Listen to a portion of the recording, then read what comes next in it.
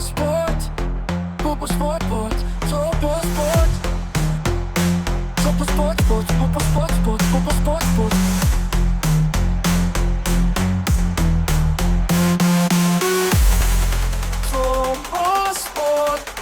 سلام زخبركم تخطاتلتي على توزينا سبورت النهو سناي مكتتال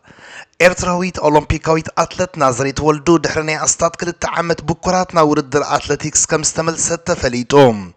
ን20 ዓመታት ማልያ ሃገራዊት ጋንታ ኣትሌቲክስ ኤርትራ ወዲያ ዝጎየየት ናዝሬት ዝመጽእ 3 ግንቦት ኣብ ኮሎምቢያ ኣብ ዝካየድ ካሊ ማራቶንያ ምስ ካልእ ኤርትራዊ ኣትሌት ዕቁባይ ጸጋይ ብምዃን ክትወዳደር ናዝሬት ናብ ዝውድድር ነታ ዝሓለፈ ዓመት ዝተበኮረታ ጓላ ሓቂፋያ ትኸይድ ዘላ ኣብዚ ድሕሪ ኣስታት ክልተ ዓመት ንፈለማ ግዜ ናይ ውድድር ጽርግያ ትረግጸሉ ዘላ መድረኽ ድማ ብሉጽ ውጽኢታ ንጓላ ከተበርክተላ ምዃና ሓቢራላ ናዝሬት ገና ህፃን ጓላ ሓደ ዓመት ከይገበረት ናብ ውድድር ምምላሳ ክሳብ ክንደይ ኣብዛ ዓውዲ ሽማን ሽም ሃገራን ንምጽዋዕ ዘለዋ ባህጊ ዘርኢ እዛ ወናኒት ብርክት ዝበሉ ሃገራውያን ክብረ ወሰናት ዝኾነት ኣትሌት ኣብቲ ዝለዓለ ብቕዓት ናይ ኣትሌቲክስ ንኽትበጽሕ ኩሉ ውልቃውን ማሕበራውን ሕቶታታውን ዚፈያ ትወዳደር ነይራ እንሆ ሎሚ ግን ኣደ ኮይና ናብ ውድድር ተኣቱላ ናዝሬት ወናኒት ሃገራዊ ክብረ ወሰን 400 ሜትር ፍርቂ ማራቶንን ምዃና ይፍለጥ ን5000 ክብረ ወሰን እውን ንነዊሕ ዓመታት ባዕላ ሒዛቶ ድሕሪ ምጽናሕ ኦሎምፒካዊት ኣትሌት ራሄል ዳንኤል ከም ዝወሰደቶ ኣይርስዕን ኣብ 2022 ኣብ ሻምፒዮን ኣትሌቲክስ ዓለም ራብዓይ ተርታ ብምሓዝ ካብ ሜዳልያ ንስክላ ዘምለጠት ናዝሬት ቅድሚ ካብ ውድድር ደው ምባላ ነቶም ናይ ወርቂ መለክዕ ዘለዎም ከም ደጉ ማራቶንን ቬይና ማራቶንን ከም ዝተዓወተትሎም ሰነዳት የዘኻኽሩ ብዘይካዚ ኣብ ሲድኒ ማራቶን ኣውስትራልያውን ተሸላሚት ነሐስ ሜዳልያ ኮይና ነይራያ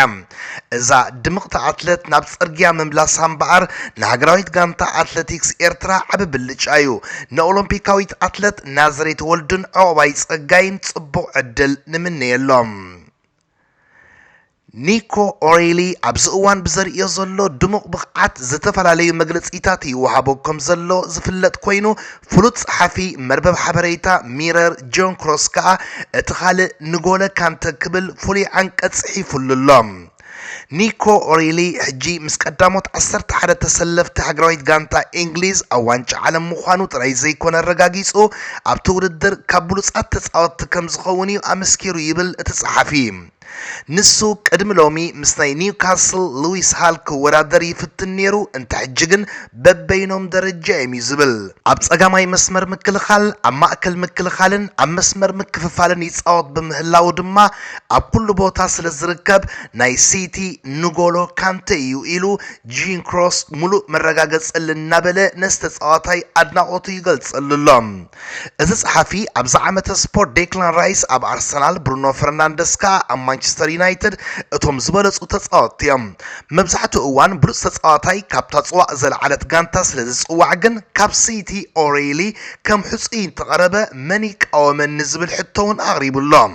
ሃላንድ ብዝሒ ሸቶታት ኣመዝጊቡ ክኸውን ይኽእል እዩ ማርጌይን ሰመንዮን እቶም ንሲቲ ዝለወጥዋ ተጻወትቲ እዮም ቸርክ እውን ወሳኒ ተጻዋታይ ኮይኑሎ ኦሬሊ ግን እዞም ተጻወትቲ ንዘለዎም ኩሉ ብጥቕልሉ ሒዝወሎ እዩ ዝብል ጸሓፊ ጆን ክሮስ ሸቶ የመዝግብ ይከላኸል የከፋፍል ከዓ ማለት እዩ ካንተ ናይ ሲቲ ኢሉ ድማ ጠሚቕዎሎም ብዙሓት ወገናት ዋላ እኳ ኒኮ ኦሬሊ ብሉጽ ምንቅስቓስ የርኢ እንተሃለወ ነዚ ኣብ መሰልጠኒ ሲቲ ዝዓበየ 1 ሜትሮን 93 ሰንቲሜትር ቁመቱ ተጻዋታይ ምስቲ ዘይደክም ፈረንሳዊ ምውድዳር ግን ቀልጢፍካ እናበሉ ርእይቶኦም ነዝጸሓፊ ይህቡ ኣለዉ ከም እናከፋፈለ ዘጥቃዕ ተጻዋታይ ኮይኑ ዝተመልመለ ኒኮ ኦሬሊ ጋርዲዮላ ግን ናይ ጸጋም ተኸላኸላይን ኣከፋፋልን ይለዊጥዎም ኣብዚ መዳይ ድማ ምስ ንጎለ ካንተ ተመሳሳልነት ክህልዎ ከም ዝኽእል ይግመት እንተኾነ ግን እቲ ቁንጹብ ካንተ ብሰለስተ ሰናቡ ንሙሉእ ሜዳ ክሓርሶ ከሎ 1 ሜትሮን 93 ቁመት ኦሬሊ ግን ነቲ ብካንተ ዝሽፈን ርሕቐት ክበጽሖ ከም ዘይክእል ይሕበር ኣብ ዓመተ ስፖርት 2025-26 ኒኮ ኦሬሊ ብፍላይ ኣብ መስመር ምክልኻል ሲቲ ዝገበሮ አበርክቶ ሕልፍ ዝኾነ ተጻዋታይ ታጋንታ ከም ዝስርዖ እዩ ዝእመን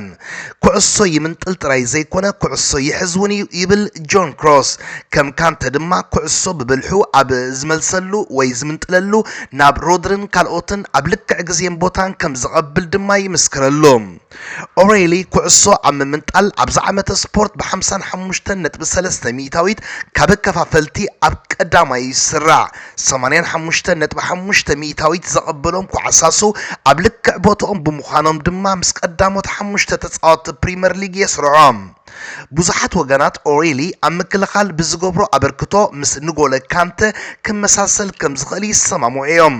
ብፍላይ ጋርዲዮላ ስልቲ ጸወታ 4-1-3-2 ክጻወት ከሎ እቲ ውሕስነት ዘለዎ ተጻዋታይ ንሱ ምዃኑ እዩ ዝእመነሉ ጋርዲዮላ እቲ ተጻዋታይ ኣብ መስመር ምክፍፋል ብልጫ ናይ ኣካላዊ ብቕዓት ይብና ኣሎ ባህላ እዩ ኦሬሊ ኣብ ሓደ ጸወታ ክሳብ 11.5 ኪሎ ሜትር ርሕቀት እዩ ዝሽፍን ንብዙሓት ተጻወትቲ ሲቲ ድማ ልቦም ኣውዲቖም ንድሕሪት ክኸዱ ዕድል ከም ዝፈጥረሎም ይሕበር ንሱ ኣብ ዋንጫ ዓለም 2026 እቲ ቀታሊ መሳርሒ ሃገራዊት ጋንታ እንግሊዝ ክኸውን ከም ዝኽእል ብኣግኡ ተገሚቱ ዘሎ ኣብ ቦታ ቁጽሪ 6 ቁጽሪ 8 ከምኡውን ናይ ጸጋም ተኸላኸላይ ክስለፍ ምኽኣሉ ካልእ ፍሉይ ብልጭ እዩ ኣብ መወዳእታ ጸሓፊ መርበብ ሓበሬታ ሚረር ጆን ክሮስ ንህርመት ልቢ ሲቲ ክትፈልጥ እንተደኣ ደሊኻ ነተን ዝምዝገባ ሸቶታት ገዲፍካ እታ ኩዕሶ መን ጥኢሉ ናብ ክሽነ የእትይዋ ቀድም ተዓዘብ ኢሉ ዓንቀጹ ዝዓጹም ክቡራት ተኸታተልቲ እስከ ብወገንኩም ኒኮ ኦሬሊ እዚ ጸሓፊ ከም ዝበሎ ናይ ሲቲ ካንተ ክትብልዎ ትኽእሉ ዲኹም ርኢቶኹም ሃቡ ናይዚ ዓመት ናይ ሲቲ ብሉፅ ተጻዋታይ ጸውዑ እንተትበሃሉኸ ነዚ ተጻዋታይ ክንደይ ምሰራዕኩሞ ርኢቶኹም ምደለኹም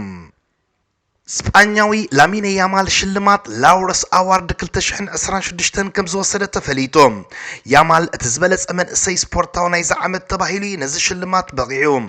ንሱ ዝሓለፈ ዓመት እውን ነዚ ሽልማት ወሲድዎ ከም ዝነበረ ኣይርስዓን ላውረስ አዋርድ ኣብ ኩዕሶ እግሪ ጥራይ ዘይኮነ ኣብ ኩሉ ዓውድታት ስፖርት ንዘለዉ ስፖርተኛታት ኣወዳዲሩ ሽልማት ዘዕድል እዩ እዚ ሽልማት ኣብ 2000 ዓመተ ምህረት ካብ ዝጅምር ብዘይካ ሊዮነል መሲ ካልእ ዝኾነ ተጻዋታይ ኩዕሶ እግሪ ወሲድዎ ኣይፈልጥ ኒሮ ያማል ከዓ 10 ሜሲ ብምሓዝ ንሽልማት ክልተ ግዜ ኮስቶ ክኢልሎም ወዲ 18 ዓመት ያማል ነዚ ሽልማት ድሕሪ ምልዓሉ ብናይ ውልቅ ነፋሪት ማክዶናልድ እናበልዐ ንዓለም ሽልማቱ ጸምቢልላሎ ያማል ኣብቲ ሽልማት ናይ ምዕዳል ስነ ስርዓት ስጉምትታት አርጀንቲናዊ ሊዮነል መሲ ሒዙ ክኸይድ ከም ዝደሊ ኣፍሊጡ ነይሩ ኣብዚ ናይ ሎሚ ዓመት ሽልማት ያማል ናይ መንእስያት ሽልማት ክወስድ ከሎ ተጻዋታይ ባይታ ቴኒስ ካርሎስ አልካረስ ከዓ ንኦስማን ደምበለ ቀዲሙ እቲ ዝበለጸ ስፖርታዊ ተባሂሉ ተሸሊሙ ሊቨርፑል መተካእታ ሳላሕ ንምፍራም ካብ ሕጂ ትሒዛብ ትሰርሓሉ ዘላ ምስ ናይ ክንፊ ተጻዋታይ አርቢ ሊፕዚግ ያን ዲዮመንደ ዝካየድ ዘሎ ዝርርብ ናይ ኣጋ መወዳእቱ ከም ዝበጽሐ ይሕበር ኣሎ ቲም ቶክ እታ ጋንታ ነተነዚ ወዲ 19 ዓመት ተጻዋታይ ዝደሊኦ ዘለዋ በሊጻ ኣብ ዘተኣማምን ደረጃ ከም ዝበጽሐት እዩ ኣብ መርበብ ሓበሬቱ ኣፍሊጡ ቅድሚ ምጅማር ዋንጫ ዓለም ድማ ነቲ ስምምዕ ከም ትውድኦ ኣፍሊጡሎ አርቢ ሊፕዚግ ድሕሪ ኤርሊን ሃላንድ እቲ ዝበለጸ ተጻዋታይና እዩ ብምባል ከም ዘይሰዶ ትገልጽ እኳ እንተነበረት ሕጂ ግን ነታ ሒዛታ ዘላ ገመድ ክትፍንዋ ከም ዝተገደደት ይንገር 87 ሚልዮን ፓውንድ ተቐቢላ ከተፋንዎ ከም ዝወሰነት እዮም ምንጭታት ቡንደስሊጋ ዘረድኦም ሊቨርፑል ኣብዚ መጠን ገንዘብ ክትከፍል ጸገም ከም ዘይብላ ድማ ይሕበር ዩናይትድ አርሰናል ቸልሲን ባየር ሙኒኽን ነዚ ተጻዋታይ ተገዳስነት ተሕዲረናሉ እኳ እንተሃለዋ እቲ ኣይቮሪያዊ ግን ንሊቨርፑል ከም ዝመረጸ ቀረብቱ ይሕብሮም ብፍላይ ኣብ ሙኒኽ ምስ ምህላው ማይክል ኦሊሰ ኣብ የማናይ ክንፊ ዲዮመንደ ቀልጢፉ ነቲ ጠለብ ከም ዝነጸጎ ይሕበር ሊቨርፑል ሙፃ መሐመድ ሳላሕ ድሕሪ ምርግጋጻ ከም ተካእቱ ኢላ 8 ተጻወትቲ ክትሓተሎም ከም ጽንሐት ይፍለጥ እታ ጋንታ ብዘይ ካብ የማናይ ክንፊ ብጸጋማይ እውን ንኮዲ ጋክፖ ዝትክእ ተጻዋታይ ኣብ ምንዳይ ከም ዘላ ይንገር እዮም ግጥም ፕሪምየር ሊግ እንግሊዝ ዳርጋ ናይ ክሳድ ንክሳድ ምትሕንናቅ ደረጃ በፂሕሉ ኣብ ዘሎ ግዜ አርሰናልን ሲቲን መንን ዘውዲ ሻምፒዮን ከም ትደፍእ ከመስክራ 5 ሰሙናት ተሪፎን ዘሎ ሲቲ ንበርንሊ ስዒራ ካብ አርሰናል ብጸብለታ ሸቶ በሊጻ መሪሕነት ናይ ፕሪምየር ሊግ መሓዝ ተኽእሎ ኣለዋ መርበብ ሓበሬታ ስካይ ስፖርት 10 ኣገደስቲ ነጥብታት ዘርዚራላ ቀዳማይ ሱሉሳዊ ዓወት አርሰናል አብዛ ዓመተ ስፖርት 4 ወናጭ ክትወስድ ያ ይዝባሃል ነይሩ ሕጂ ግን ሲቲ ሱሉሳዊ ዓወት ክትወስድ ትኽእል ያ ይባሃል ኣሎ ናይ ውሽጢ ዓዳ ምዃኑ እዩ ጋርዲዮላ ኣብ ናይ ወርሒ ጥሪ መስርሕ ምስጋር ተፃወቲ ብውሕድ ወፃኢታት ንምልእቲ ጋንቱ ናብ ቆመና ዝቐየረ ዕድጊ እዩ ኣካይዱ ዝሓለፈ ወርሒ ካብ ካራባኦ ካፕ ንኣርሰናል ምስረትዓ ኣብ ፅቡቅ ቆመና ከም ዝመፀ መልእኽቲ ሰዲዱ ነይሩ እዩ ሚያዝያ እታ ዝስልጣኒ ዝበዝሐ ዓወት ዘምፅኣላ ወርሒያ ዕድል ገይሩ ኣብ ግጥም ፍርቂ ፍጻመ ኣንጻር ናይ ቻምፒየንሺፕ ጋንታ ሳውዝሃምፕተን በፂሕዎ ኣሎ ፅባሕ ረቡዕ ከዓ ናብ መሪሕነት ፕሪምየር ሊግ ክምለስ ይኽእል እዩ እቲ ምኽንያት ብኸመይ እዩ ብዘየገድስ ጋርዲዮላ ዘይተፀበዮ ሱሉሳዊ ዓወት ሒዙ ክውድእ ተኽእሎ ኣለዎ ካልኣይ ኣርሰናል ዝሓሸ ናይ ፀወታ ሰሌዳ ኣለዋ ቻምፒየንስ ሊግ ግን ይፀልዋ ዶ እዘን ክልተ ጋንታታት ብማዕረ ነጥቢ እንተደኣ ቀፂለን ናይ መን ፀወታ እዩ ዝቐልል ዝብል ኣመር ብዙሓት ዘልዕልዎ እዩ ኣብዚ መዳይ ኣርሰናል ዝሓሸ ብልጫ ከም ዘለዋ እዩ ዝእመን ኩለንተን ካብ ፍርቂ ንታሕቲ ዘለዋ ጋንታታት ተሪፈንኣ ስለ ዘለዋ ሲቲ ካብ ሜዳ ወፃኢ ከበድቲ ፀወታታት ከም ዘለዋ እዩ ዝእመን ናብ ኤቨርተንን በርንማውዝን ከይዳ ተካይዶ ፀወታ እቲ ኣርሰናል ነጥቢ ክተጥፍኣላ ብሃንቀውታ ትፅበዮ ፀወታታት እዩ እንተኾነ ግን ኣርሰናል ዘለዋ ናይ ቻምፒየንስ ሊግ ፀወታ ፅልዋ ከይሕድረላ ስግኣት ኣሎ ኣርቴታ ካብቶም 10 ድሕሪ ቻምፒየንስ ሊግ ፀወታ ዘካይዶም ግጥማት ማለት ካብ ቻምፒየንስ ሊግ ምስ ተመልሰ ዝገብሮም ፀወታታት ኣብ 7 ክዕወት ከም ዘይከኣለ ይፍለጥ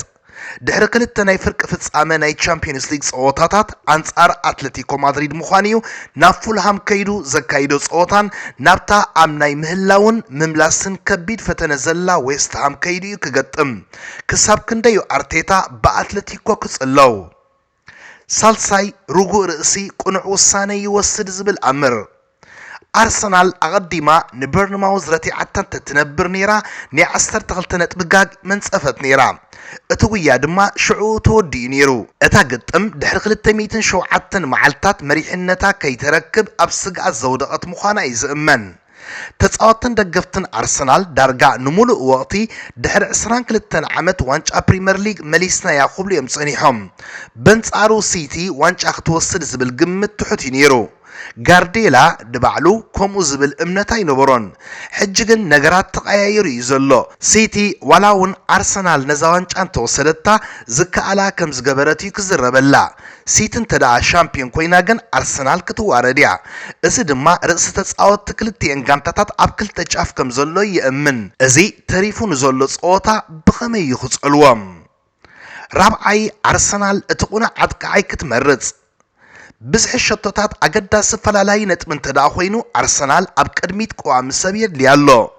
ኣርሰናል ኣብ ሃቨርትስን ጆኮረሽን ክልተ ዝተፈላለየ ጠማምታ ከም ዘለዋ ብሰንበት ኣርኣያ ኣርሰናል ሃቨርትስ ክስለፍ ከሎ ዝያዳ ልዳት መጋጥምታት ፅጋዕ እቲ ቀንዲ ፀገም ግን እቲ ጀርመናዊ ኩዕሶ ኣብ ሰኪዐት ዘየቐምጥ ምዃኑ እዩ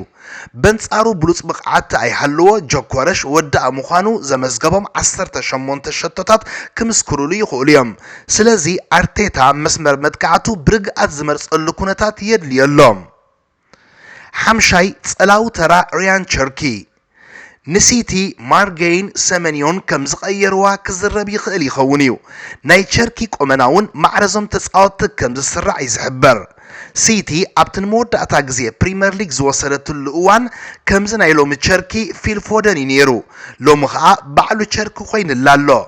ኣብ 16 ናይ ፕሪምየር ሊግ ግጥማት ኣብ 12 ሸቶታት ተዋሲኡ ኣሎ ስለዚ ኣርሰናል እውን ከምዚ ገይሩ ዘበራትዓ ተፃዋታይ ካብ ውሽጣ ክወፅእ የድልዮ ኣሎ ሻድሻይ ምምላስ ሳካ ዝህልዎ ፅልዋ ምምላስ ቡካዮ ሳካ ንኣርሰናል ዓብ ድፍኢት ንቅድሚት ምዃኑ ርዱእ እዩ ማዱከ ካብ 22 ፀወታታት 2 ሸቶታት ጥራይ ከመዝግብ ምኽኣሉ ከም ፅቡቅ ቆመና ዝግለጽ ኣይኮነን